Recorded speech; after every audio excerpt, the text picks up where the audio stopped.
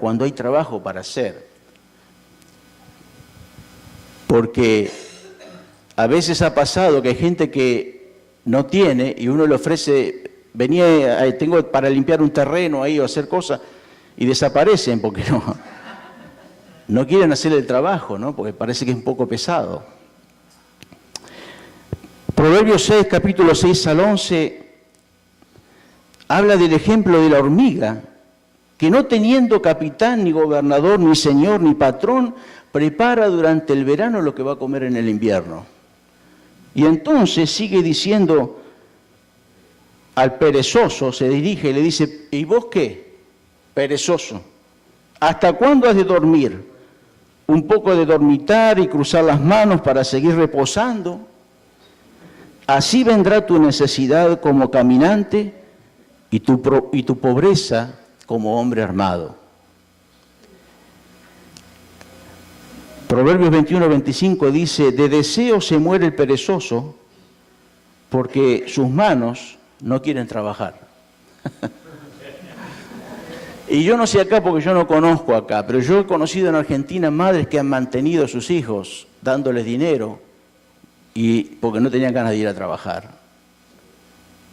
Y eso va contra los principios de la palabra de Dios. Si tenemos en la familia alguien que no tiene ganas de trabajar o perezoso y lo estamos manteniendo, pues estamos faltando.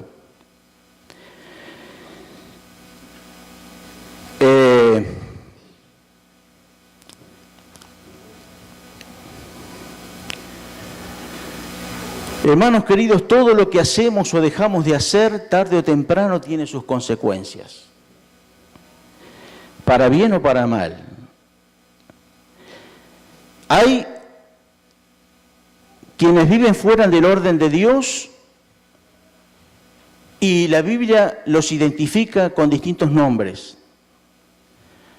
Usted va a encontrar en la Escritura que Dios habla del impío, del insensato, del inicuo, del perverso, del malvado, del incrédulo, del falto de entendimiento. Va a identificar a todas esas personas con un acto, con algo que realmente están haciendo mal, que va contra la voluntad de Dios, que ofende y que están pecando delante de Dios. Usted va a encontrar mucho hablar de ese tipo de personas, pero nosotros somos hijos de Dios.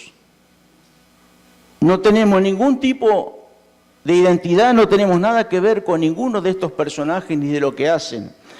Nosotros somos hijos de Dios y nos tenemos que concentrar en sembrar para bien, dirigidos por el Espíritu Santo de Dios y dirigidos por la palabra de Dios que nos enseña de cómo debemos proceder en la vida que Dios nos ha dado en este lugar. Debemos sembrar, debemos dar, debemos hacer, debemos ir en la dirección correcta, porque la palabra de Dios dice que tarde o temprano segaremos, cosecharemos para bien y cosecharemos bendición de Dios. Por eso el verso 8 dice, no nos cansemos pues de hacer el bien, porque a su tiempo segaremos si no desmayamos. Y déjeme decirle que a veces la cosecha es inmediata, uno hace algo y ya está viendo el resultado. El otro día mi hijo dice, los únicos $20 que tenía, porque no tenía ni en la cuenta ni en nada, digo, bueno, me dio un poquito de pena porque digo, está seco y yo no estoy sabiendo porque él trabaja y gana su dinero, pero no le estaban pagando. Y dice, los únicos $20 que tenía, había una necesidad y los di en la iglesia. Y entonces llegó a casa y yo le digo, tomá $200 sin saber, para lo que necesite. Y entonces él me contó, di los $20 que tenía, no tengo nada en el banco, y llego a casa y me encuentro con $200, ¿no? Bueno. Cosas como esa y tantas nosotros cosechamos inmediatamente. Hacemos un acto de bien y cosechamos un abrazo, un agradecimiento. Cosechamos de parte de Dios una bendición que no esperábamos, económica o, en fin, o familiar o de lo que sea. Tantas podemos contar en este día, ¿no? A veces son inmediatas, pero hay veces que la cosecha se tarda. Pueden pasar meses, pueden pasar años. Eso también puede suceder y tenemos que estar preparados para no desmayar en nuestra conducta, en nuestra forma de vivir, sabiendo que a su tiempo segaremos, porque lo dice el Señor. Y otras veces, déjeme decirle que otros van a cosechar de lo que usted ha sembrado. Así es. Y eso pasa mucho en la iglesia, ¿sabe? Por ejemplo, en esta iglesia yo hace casi 16 años que estoy aquí y los dos pastores que han pasado por aquí han sido empresarios y no han cobrado salario, pero no porque son empresarios, sino porque no hay dinero para el salario del pastor.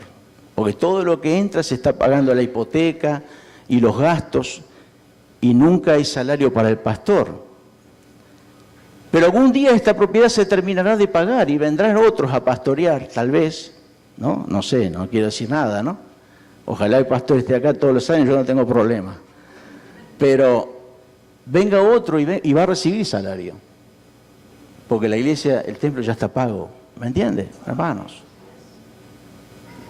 Y así podríamos decir de otras cosas también, a nivel familiar, ¿no? Yo veo a veces padres, tanto se sacrifican para hacer y cosas, y de repente se van de este mundo, no disfrutaron nada, y los hijos cosechan lo que sembraron con mucho esfuerzo sus padres. Pero hermanos queridos, yo creo que hoy tal vez estamos cosechando para bien o para mal lo que hicimos en el pasado. ¿Quién sabe cuánto hace? Un conocido predicador salió con unos hermanos de la iglesia, lo invitaron a un restaurante a comer. Y todos se sirvieron distintas cosas, ¿no? Pero él se pidió una botella de agua nada más. Entonces todos lo miraron y dijo, pero hermano, pida algo más. No se haga problema, pida lo que quiera. Y entonces, mientras todos insistían, él le respondió, hoy era un predicador, pero había sido alcohólico antes de conocer a Cristo. Y entonces él respondió, cuando el Señor me dio un nuevo corazón en mi conversión, Él no me dio un nuevo estómago. Y estoy pagando por esos años de alcoholismo. Y eso a veces es lo que pasa, muchas cosas que hemos hecho negativamente, tal vez hoy estamos pagando o hemos pagado consecuencias del año pasado, ¿no? Ojalá haya pasado. Pero también, hermanos, estoy seguro que hoy estamos cosechando de cosas buenas que hemos hecho, quién sabe cuándo, que ni nos acordamos. Yo a veces le doy gracias al Señor y le digo, Señor, te doy gracias por el día, no sé cuándo, me diste esta bendición. Porque no sé cuándo la decretó el Señor sobre mi vida. Pero las bendiciones yo las reconozco que me las da Dios y no me las da más nadie. Amén. Ni siquiera por mérito propio. Porque todo lo bueno que pueda tener, se lo debo al Señor. Amén. Yo no confío en mis méritos, yo no confío en mí mismo, no confío en nadie y menos en mí. ¿Me entienden, hermanos queridos? Porque la bendición viene de Dios. Y estoy seguro que muchos de ustedes también hoy están disfrutando de lo que Dios, están disfrutando de la bendición de Dios o de la cosecha por haber sembrado como corresponde en el pasado. Y fíjense que hoy se leyó el pasaje, el hermano Corvo leyó ahí el pasaje de Cornelio, y fíjese que Cornelio era un centurión romano que por supuesto no tenía que ver con el pueblo de Dios, sin embargo la Escritura dice que era una persona que tenía temor de Dios, que oraba, hacía oraciones a Dios y que daba limosnas. Yo no sé cuánto tiempo él habrá estado haciendo eso, quién sabe, tal vez por mucho tiempo. Pero un día Dios le mostró en una visión a través de un ángel, le dijo: Cornelio, tus oraciones y tus limosnas han subido para memoria delante de Dios. Todo lo que sembraste y lo que hiciste durante todos estos años llegó delante de Dios, porque Dios no tiene que un día fijarse sobre una persona y déjame ver a este Cornelio, a ver qué es lo que ha hecho en su vida y lo que está haciendo para ver si lo voy a bendecir. No. Dios no necesita concentrarse un día en alguien en especial. El Espíritu de Dios está sobre toda la tierra y Él sabe quiénes son los que están buscándole, quiénes son los que están sirviéndole, quiénes son los que están honrándole, quiénes son los que están viviendo en integridad. Pero las oraciones y las limosnas de Cornelio subieron para memoria delante de Dios. Y Dios le permitió a Cornelio conocer aún mucho mejor lo que significaba la salvación de Dios. Y por eso entonces preparó también a Pedro en otro lugar, le dio otra visión y Cornelio mandó a buscar, como hemos escuchado hoy, a Pedro para que viniera y le hablara aún más de lo que significaba la salvación de nuestro Señor Jesucristo. Y ahí fue Pedro, y cuando entró a la casa encontró a Cornelio, toda la familia, amigos. Pedro compartió la palabra, se dio cuenta que también para ellos era el Evangelio, aunque no eran judíos, y dice la Escritura que todos fueron llenos del Espíritu Santo porque la presencia de Dios bajó en ese lugar. Mire qué clase de cosecha la que tuvo Cornelio. Y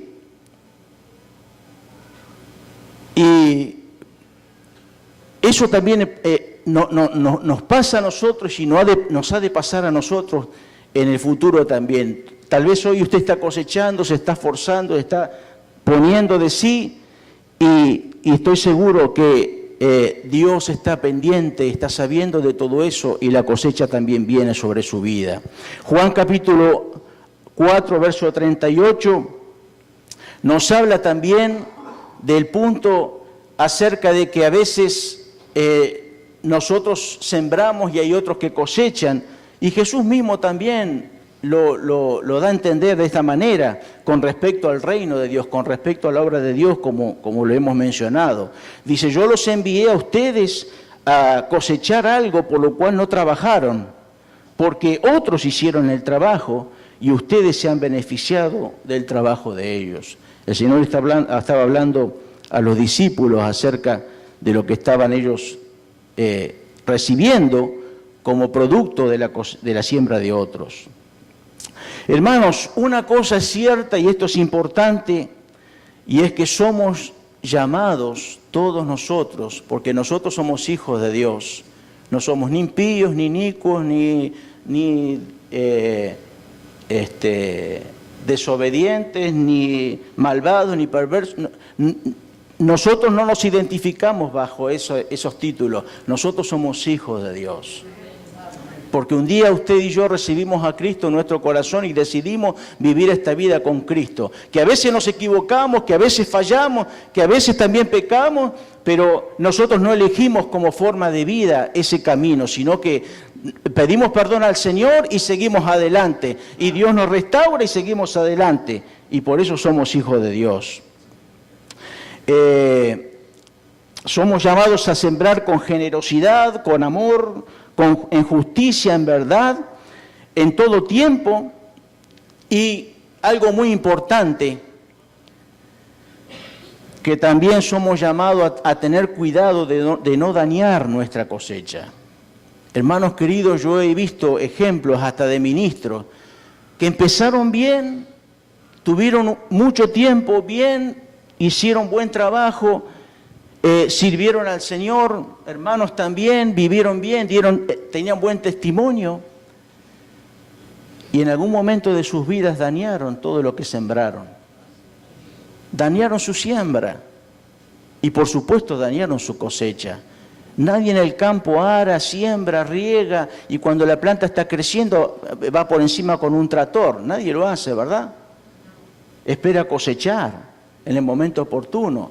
Pero muchas veces ha habido muchos cristianos y aún ministros que sembraron, regaron, creció y cuando tenían que cosechar dañaron su cosecha, dañaron su siembra y su cosecha.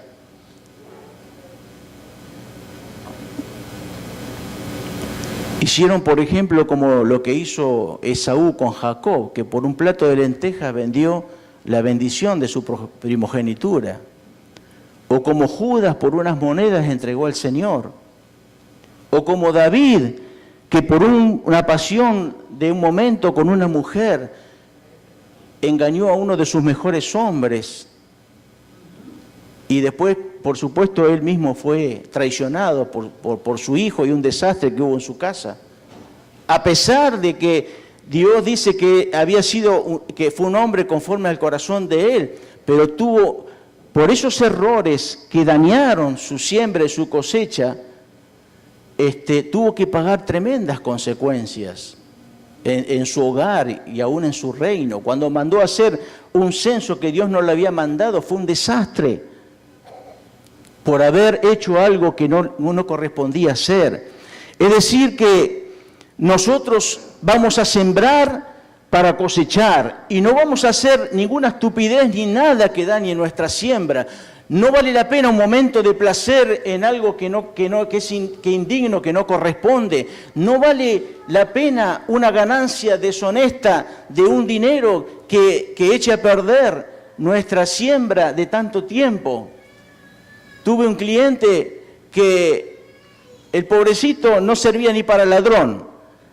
Sin embargo, se atrevió a guardar en su casa algo que sabía que tenía que ver con estupefacientes, ¿no? Con droga. Lo guardó ahí como para ganarse unos pesitos extra y aguantarlo en la casa. Y por esa estupidez estuvo 4 años en la cárcel.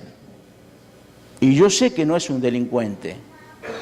Pero por una tontería, por una ganancia deshonesta, echó a perder su vida, su negocio, su hogar, su familia. Por eso que nosotros tenemos que saber no dañar nuestra cosecha. No importa lo que otros hacen. A nosotros lo que nos debe importar es lo que agrada a Dios.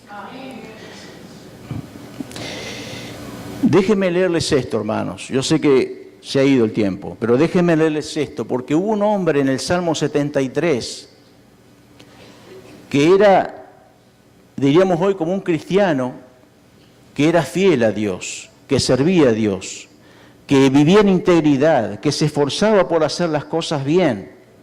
Pero pasaba el tiempo y parece que la bendición no llegaba a su vida, y entonces estaba medio cansado, porque al final, ¿cuándo es la cosa? Y entonces, él decía de esta manera, veía la prosperidad de los impíos, veía que vivían sin remordimientos, no se sacrificaban para conseguir lo que querían. Nadie los castigaba, la soberbia los coronaba, eran violentos, lograban lo que querían no importando los medios, con burla, orgullo y maldad hacían violencia. No medían sus palabras, alcanzaban las riquezas con más facilidad que otros, y luego, viendo todo esto, llegué a pensar que en vano he limpiado mi corazón todo el tiempo, guardándome de no hacer el mal, viviendo en integridad. Llegué a pensar de esta manera, y esto, dice él, fue duro para mí entender, fue duro trabajo para mí asimilar esta contradicción. Solo cuando entré al santuario de Dios, en otras palabras, cuando busqué al Señor con todo mi corazón, cuando busqué su presencia que llenara mi ser, ahí fue donde comprendí dónde van ellos a parar, cuál es su destino, a diferencia del mío. Por tanto, se llenó mi corazón de amargura y en mi corazón sentía dolor porque fui necio al no entenderlo. Sin embargo, dice él, siempre he estado contigo, me has tomado de la mano, me has dirigido con tus consejos y al final me recibirás en gloria. ¿A quién tengo yo en los cielos sino a ti? Y fuera de ti nada deseo en la tierra. El acercarme a Dios es el bien, en Él he puesto mi esperanza para contar todas sus obras. Y terminando, vuelvo al verso 10 de la palabra que hemos leído, que dice, según tengamos oportunidad, hagamos bien a todos y mayormente a los de la familia de la fe. Y no olvidemos, hermanos queridos, aunque no veamos mucho de lo que estamos sembrando, no veamos cosecha, que la cosecha más grande y la recompensa más grande será cuando lleguemos a la presencia del Señor y oigamos al Señor diciendo, buen siervo fiel, sobre poco has sido fiel, sobre mucho te pondré, entra al gozo de tu Señor. Amén. Amén. Dios les bendiga y tengamos buena siembra y buena cosecha en el 2015. Amén.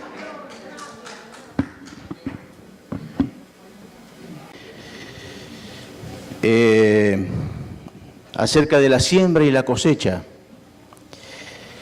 Y quiero continuar para compartir algunas cosas más acerca de este tema que estuve compartiendo con ustedes la última vez que prediqué aquí, porque creo que es un tema muy importante, teniendo en cuenta que estamos comenzando el año y que, como siempre hacemos todos los años, evaluamos, ¿no? El año que se fue, miramos lo que hicimos, nuestros logros, lo que nos salió bien, lo que nos salió mal, y siempre nos proyectamos al próximo año deseando que las cosas sean mejor, en todos los órdenes, en nuestra vida espiritual. Queremos realmente estar en comunión con el Señor, leer la palabra, dedicarnos un poquito más de tiempo. Tal vez queremos que nuestra relación familiar también sea mejor, en nuestro trabajo, en todos los órdenes de nuestra vida.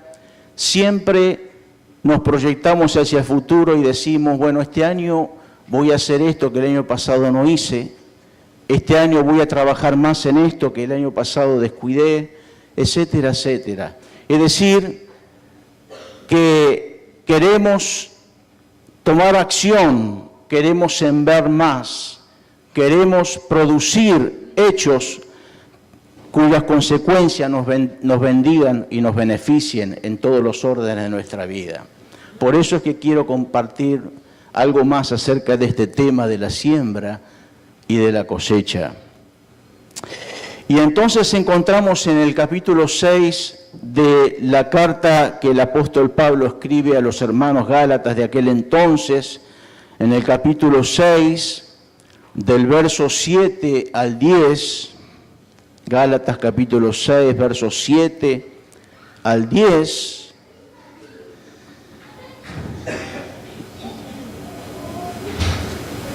que nos dice de esta manera, no se engañen, Dios no puede ser burlado.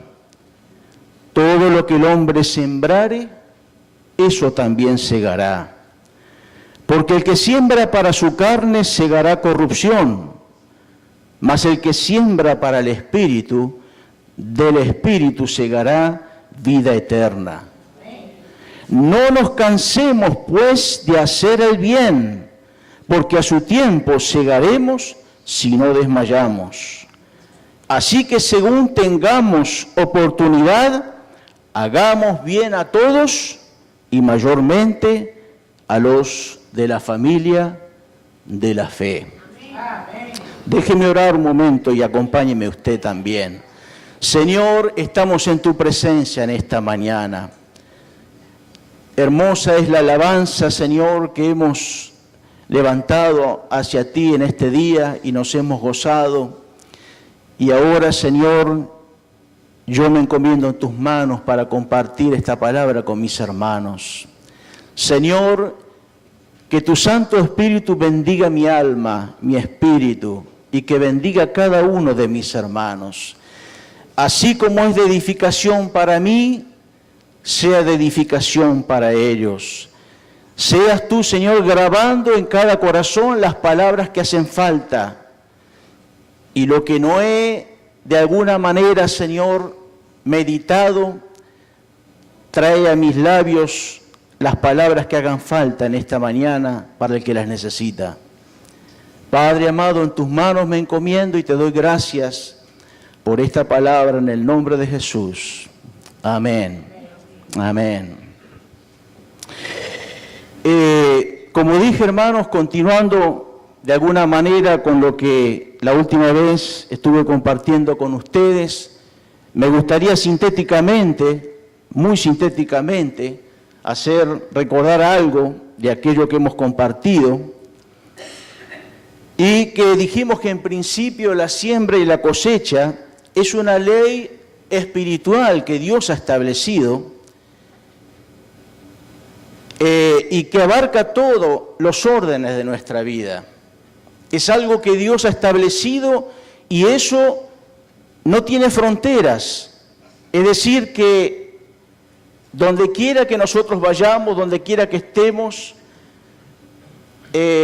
cualquier cosa que hagamos o no hagamos, esta ley está dada por Dios y nos afecta a cada uno de nosotros. Cuando la Escritura nos advierte que no nos engañemos, porque Dios no puede ser burlado, no significa solamente que nosotros tenemos que entender que no podemos engañar a Dios porque Dios todo lo sabe y todo lo ve, y eso lo sabemos. Nadie conoce sus pensamientos ni los míos, pero Dios sí los conoce. Porque Dios conoce la totalidad de nuestra vida, lo que hemos vivido, lo que hemos pasado, nuestro presente, y Él también conoce nuestro futuro. Pero no se refiere exclusivamente a esto de que nosotros tenemos que entender que no podemos engañar a Dios, porque creo que lo vamos a entender muy fácilmente, sino que la siembra y la cosecha es una ley de Dios, como dije antes, que no tiene fronteras y que tenemos que entender que como ley de Dios se cumple estrictamente. Y el hecho de que uno viole la ley, entonces significa que de alguna manera cuando se viola la ley, se burla la ley, pues entonces también de alguna manera se burla la ley de Dios o estamos directamente ofendiendo al Señor. Por lo tanto, no es algo de tomar así nomás a la ligera, sino que tenemos que entender, como hemos leído, que todo lo que hacemos, todo lo que decimos, todo lo que producimos en nuestra vida, estamos sembrando, estamos cosechando, pero todo de alguna manera está regido o va a ser juzgado, va a ser medido de acuerdo a esta ley, a estos principios de Dios. Dijimos también que en la Biblia vamos a encontrar de diferentes maneras el mismo concepto, siembra, cosecha, acciones, consecuencias, causa, efecto, todo está hablando de lo mismo, es decir, lo que hacemos, lo que decimos, lo que producimos, tiene de alguna manera una consecuencia, un efecto, hay una cosecha. Hablamos también de que todos los días nosotros sembramos, por eso es importante este tema. Todos los días de nuestra vida estamos sembrando bien o estamos sembrando mal, ya sea en la familia, en el trabajo, los amigos, en la iglesia. En nosotros mismos también hablamos que nosotros somos responsables de sembrar bien para nuestra vida espiritual o para nuestra vida física, somos responsables de nuestra vida, que por lo tanto todo lo que hacemos con respecto a nosotros, si nos beneficia, nos bendice, si nos daña, por supuesto nos perjudica, y eso también tiene que ver con nuestra responsabilidad. También mencionamos que a veces cosechamos lo que no sembramos cuando, por ejemplo, sufrimos injusticias, y hablamos de eso, que muchas veces hemos sufrido injusticias que nosotros no hemos generado. Nosotros no somos culpables, pero las hemos sufrido. Y también podemos agregar que hay enfermedades que a veces también hay personas que están sufriendo, y no ha sido por un descuido o porque comieron lo que no podían comer y tomaron lo que no podían tomar, sino que a veces también es consecuencia de, lamentablemente, de la herencia genética que no los ha favorecido, ¿no? Pues yo conozco, hay personas que ya nacieron con una condición física por herencia y que hasta el día de hoy no tienen cura y tienen que lidiar con esa cuestión. Pero también hablamos que a veces acarreamos ciertos problemas de salud porque nosotros no cuidamos de nuestra salud. El verso 8 del pasaje que hemos leído dice: porque el que siembra para su carne segará corrupción, mas el que siembra para el Espíritu segará vida eterna.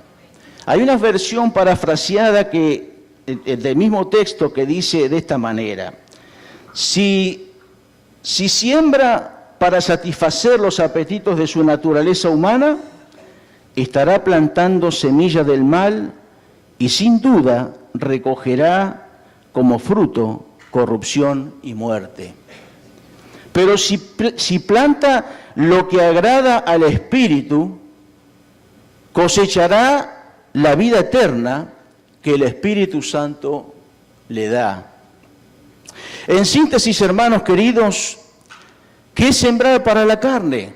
Sencillamente, todo aquello que va en contra de los principios y de las leyes de Dios, tanto para nuestra relación con Él, como también para nuestra relación con los demás.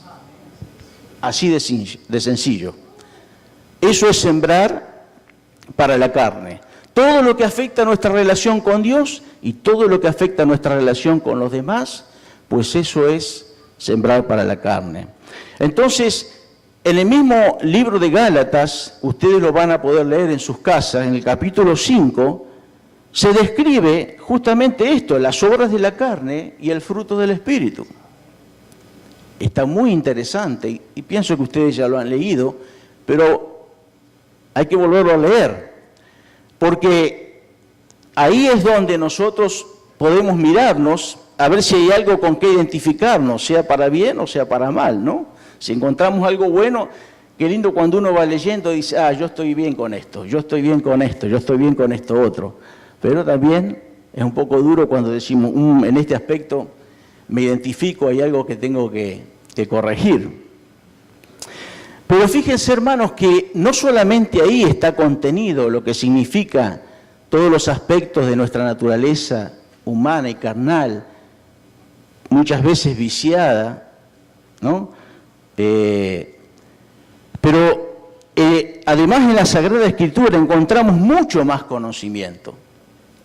Hay mucho conocimiento en la Escritura, hay mucho consejo, hay mucha advertencia, hay muchos ejemplos que nosotros podemos leer y podemos sacar de ahí y entender por qué camino tenemos que transitar, cuáles son las cosas que tenemos que evitar, las que tenemos que cambiar, las que no tenemos que permitir que entren a nuestra vida, etcétera, etcétera, etcétera.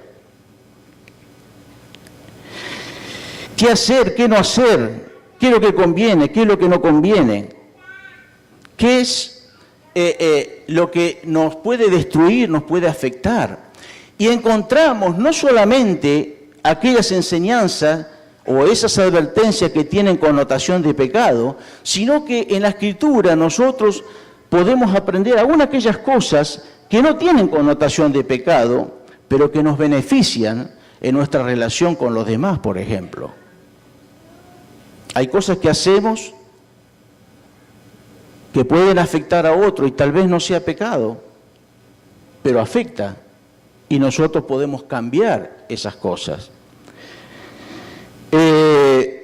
Por eso, hermanos queridos, si hay algo en este nuevo año que hemos comenzado, si usted quiere sembrar y yo también quiero sembrar algo positivo entre tantas cosas, vamos a meternos un poquito más con la palabra de Dios. Si lo está haciendo, que lo siga haciendo. Si no lo ha dejado de hacer, hay que retomar el contacto con la palabra de Dios. Hay que leerla y hay que meditar también. Ahora hay muchos medios, hay audio. Yo tengo todo el Nuevo Testamento en disco y muchas veces voy en mi auto en la mañana. Me gusta escuchar el noticiero y tengo la tentación de escuchar el noticiero, pero a veces digo, al final todo siempre lo mismo, ¿no? Todas las noticias dan vuelta que entró en la casa de fulano y que lo lastimó y que lo robó y que esto, bueno, está bien, pero entonces pongo ahí el disco porque tengo media hora hasta llegar a mi taller y me resulta mucho mejor, ¿verdad? Y a veces entonces voy escuchando y quiero escuchar conscientemente, bien con atención, y de repente la mente se va, ¿no? Y digo, no, bueno, no escuché bien este capítulo, así que vuelvo para atrás y vuelvo a escuchar lo mismo. Porque, hermanos, hay muchos detalles en la palabra de Dios que si no les prestamos atención, pasan de largo y nos perdemos una enseñanza. Así que creo que vale el esfuerzo en este año de poder incrementar el contacto con la palabra del Señor, de leerla y de meditar en ella. A mí me gustan los proverbios y ese libro más marcado que tengo en mi vieja Biblia, que no la tengo acá, pero es el libro que más he marcado, porque en los proverbios de Salomón hay mucha sabiduría, hay mucho conocimiento, hay mucho consejo.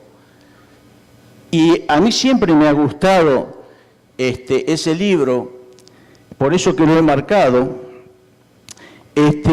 porque realmente ahí está donde yo le estaba comentando, de que encontramos consejos a veces que no tienen connotación de pecado, pero que nos ayudan, por ejemplo, en nuestra relación interpersonal, ¿no?, con otras personas. Y entonces anoté algunos aquí, tal vez no tengan muy directamente con el tema, pero déjenme compartir algunas cosas. Por ejemplo, Proverbios 15:1 dice que la blanda respuesta quita la ira, mas la palabra áspera hace subir el furor. No voy a entrar mucho en detalle en todo esto, ¿no?, porque si no sería largo, pero creo que se entiende ahí, ¿no?, qué es lo que conviene. A mí me cuesta, sinceramente. A mí me cuesta, porque cuando viene alguien y me habla mal, ¡uy!, es lo peor que hay. Es lo peor que hay si no tiene razón. Y si tiene razón también.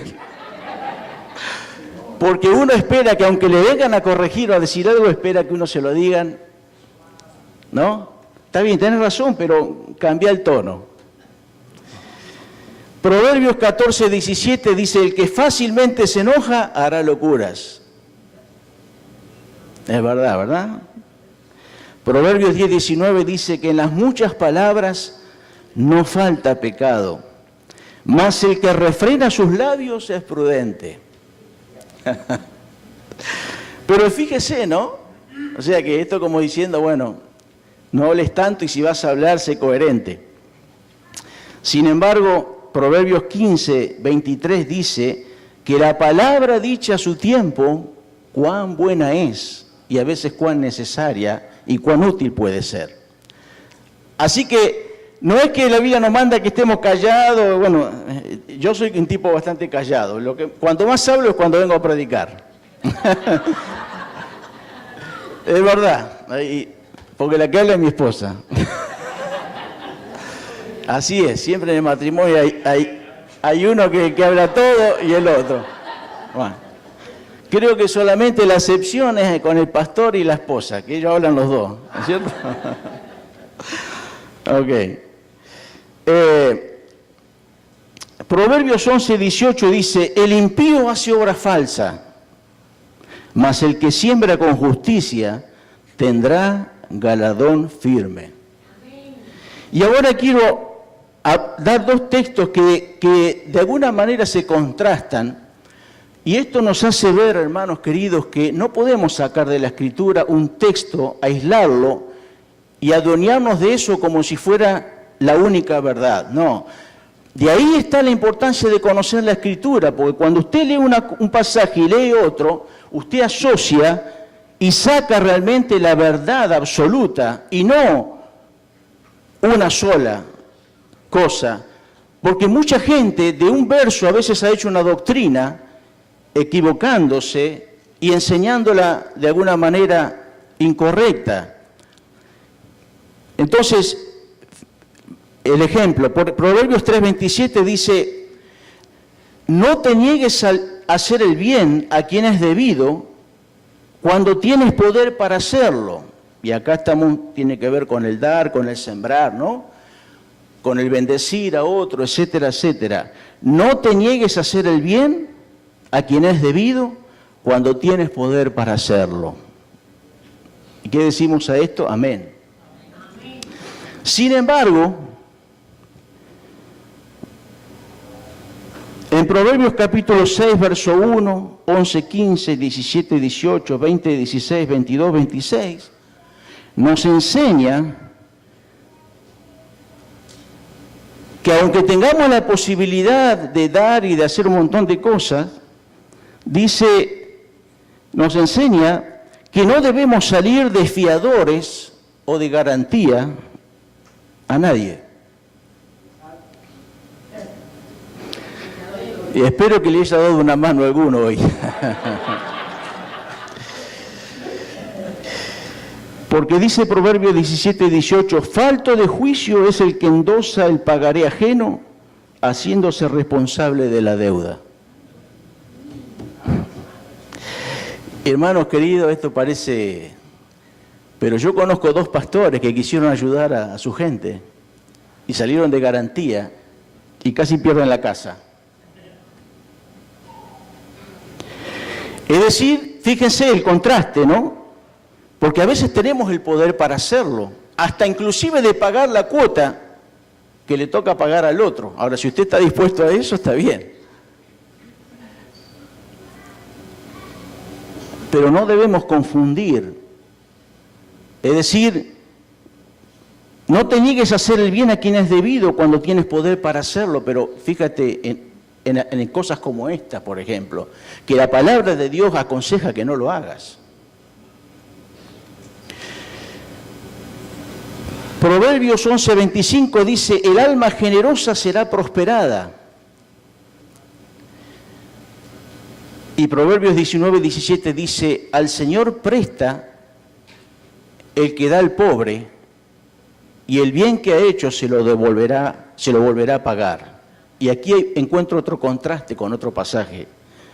Vuelvo a repetir, Proverbios 19:17 dice, al Señor presta el que da al pobre, y el bien que ha hecho, se lo volverá a pagar. ¿Quién se lo volverá a pagar? El Señor.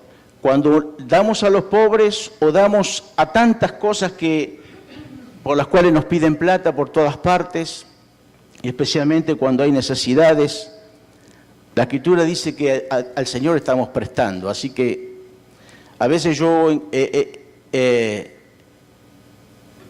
prefiero no preguntar, ¿no? Y dar, para no entrar a investigar y a juzgar si merece o no merece, ¿no? Y porque Dios siempre mandó, tanto en el Antiguo Testamento como en el Nuevo Testamento, que tenemos que atender a los pobres, ¿no? Así que bueno, en esta iglesia, con el ministerio aquí de los chicos, de alguna manera se está atendiendo. No conocemos todas las historias del por qué están en esa situación, Y tampoco sabemos si entre ellos hay personas que pudiendo trabajar no trabajan, pero la ayuda se le está dando porque a eso nos mandó el Señor. Sin embargo, y por si acaso, la Biblia nos enseña que Dios nunca tampoco consintió a los perezosos, a los que no quieren trabajar.